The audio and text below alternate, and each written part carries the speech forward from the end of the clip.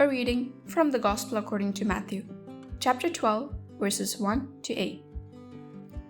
Jesus was going through a field of grain on the Sabbath. His disciples were hungry and began to pick the heads of grain and eat them. When the Pharisees saw this, they said to him, "See, your disciples are doing what is unlawful to do on the Sabbath."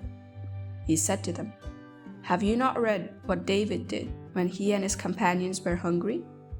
How he went into the house of God and ate the bread of offering, which neither he nor his companions, but only the priests could lawfully eat?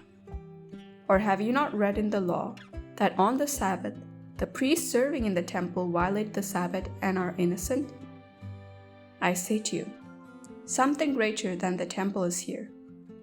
If you knew what this meant, 'I desire mercy, not sacrifice,' you would not have condemned these innocent men. For the Son of Man is Lord of the Sabbath."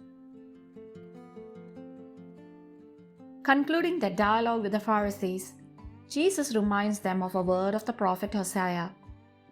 Go and learn what this means. I desire mercy and not sacrifice. Addressing the people of Israel, the prophet reproaches them because the prayers they raised were but empty and incoherent words. Despite God's covenant and mercy, the people often live with a facade-like religiosity, without living in depth the command of the Lord.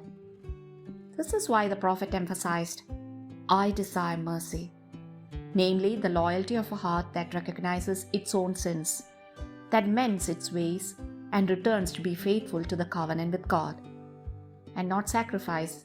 Without a penitent heart, every religious action is ineffective.